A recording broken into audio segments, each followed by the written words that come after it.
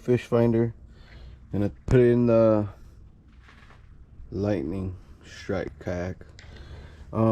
It's gonna be an unboxing video and install. So just kind of want to show you guys what comes in the box. Got the unit right here, striker. This is the Vivid clear view. Comes with the normal GT20 transducer, same as the other one. You got all your wires to run your power with the fuse. All the mounting brackets and everything that you would need to mount it wherever you're gonna mount it. The red bubble pack is the actual transducer. There's gonna be another mount.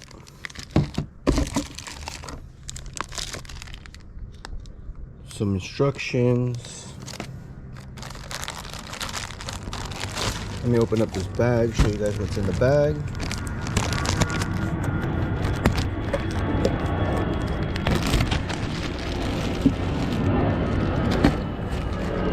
So you have a couple different mounting brackets.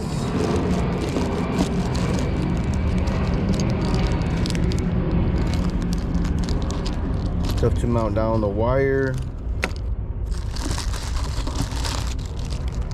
Another bracket. That's for the actual transducer, I believe. That's another transducer mount.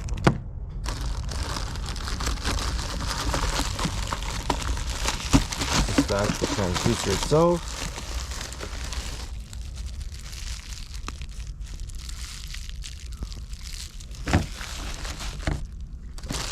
That's pretty much everything that comes in the box there.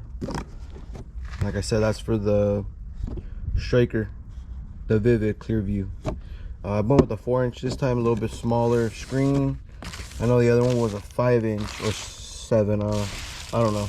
But it got damaged, rolled it in the surf. The screen actually cracked on the plastic over here, on the edge. And that caused water to get in, damaged the screen. And unfortunately, Garmin didn't cover that on the warranty. But anyways, I got that stuff. And to power it up, I went ahead and bought a kayak battery power kit here. It's supposed to be water resistant. I've read a lot of good reviews on these things.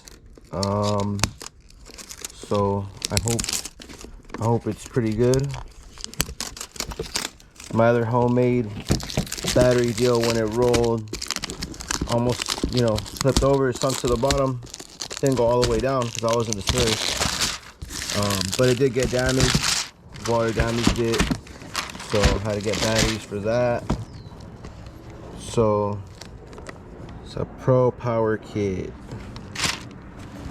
Comes with your charger. With your charger here.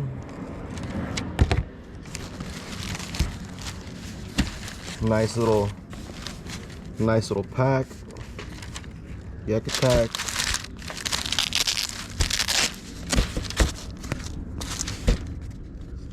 Got a power cable there. I want to see the battery. Just want to see what the battery looks like. Okay, so it's got this little rubber boot around the whole battery. The only place I could actually see something happening is if water was to get in through here, right there. But I mean, it looks pretty good to me.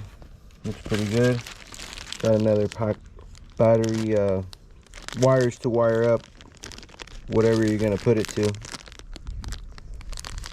So yeah, let's get this install going. So one of the first things you're gonna have to do if you're planning to mount it on the lightning strike, this is the bottom plate that you mount your transducer to. So it doesn't fit with this square on there. It has like these extra fins coming off right here. So I had to cut those off with the Dremel. Cut those off with the Dremel tool. Kind of sanded it down a little bit, just to get it to fit. So that'll be your first step if you plan on doing the transducer first. Then the mount screws into those.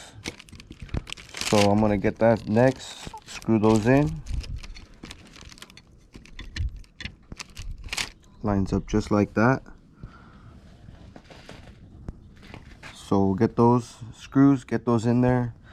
This is the old one that I had before. As you can see, it's a little bit longer. It's a little bit longer.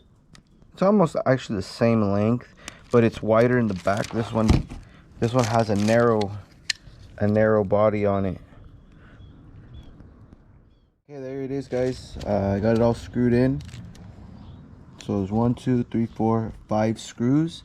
Unfortunately, the other plate that the Garmin sends to hook up with your mount right here is supposed to go something like that on there, but you can see that there's no way that that's gonna come together in that little slot that Lightning gives you.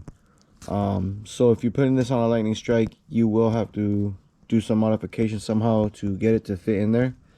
I just went ahead, I already had a pre-drilled hole there, so that's the same hole that I used to mount this one. And it comes with the screw, the little washer, and then the nut on the other side, and it's pretty good. It's not gonna come off. I mean, at least I hope I won't. All right, moving on. We're gonna move on. Gonna put the wire through the hole and see where I'm gonna run it. I might run it different than the last time. All right, guys, we got the transducer in. I'm gonna wait to do the wires. I got these little clips that came from Garmin, and these are gonna go around the wire, and then you mount them down, screw it down wherever you want to hold the wire in place. So I'm gonna figure out how much length I need before I put all those in, because I don't know how much wire I'm gonna need, and I'm not quite sure where exactly. I know I want the wire down and out of the way. I don't want to put too many holes in the kayak, like especially big holes. All right, so the next part of the deal here, before I ran the wire, I had to put the mount on to my yak attack bracket here. That'll lock in right there. I know it looked kind of funky like that, but you know, these are pretty strong, should hold.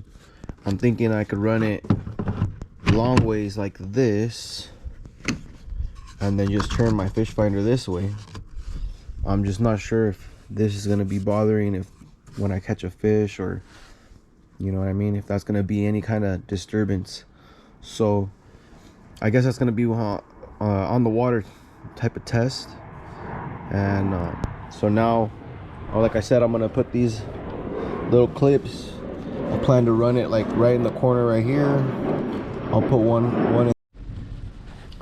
Like I was saying, I'm gonna put one clip here to hold that wire in, and then another clip right in here to hold the wire in right there, and then the rest I'll leave it loose so I have room to play. And then like once I come in off the surf or whatnot, I'll just roll this cord up and tie it down with something.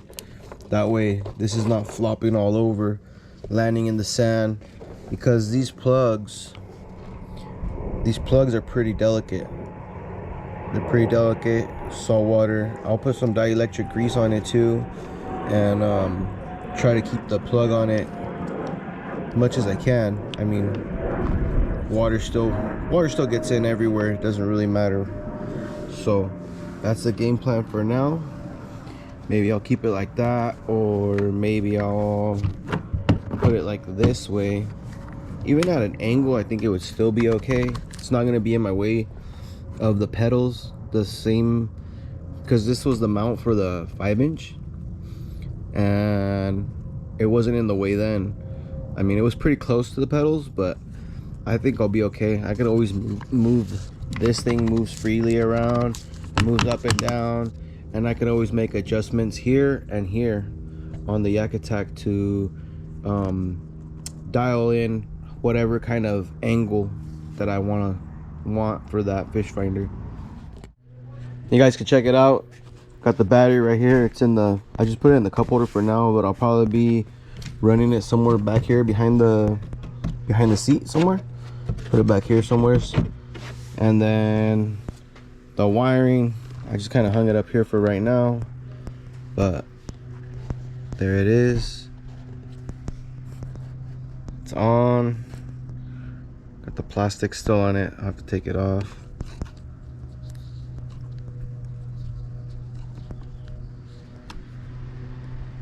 So hopefully when we go out, it looks something like that. I'm hoping. Pretty good. It looks definitive or whatnot of the bottom, and we could find some structure and works out better. So yeah, that's how I mounted it up. Just ran the wires there. I'll probably do something else with this power wire, because obviously you can't just leave it hanging there like that. It did come with some shrink wrap on it or whatever, the heat sink, whatever, for the wires. So that was pretty cool. And then as you can see, I did go ahead and put some silicone around those holes. I do not want water leaking in. This kayak does get water inside of it. I think it's coming in from this hatch. I don't think it seals very good. I'll probably be putting a bead of silicone around this edge too, see if that helps anything. But yeah, that's gonna wrap up this video. That's the Garmin Striker VIVID+CV.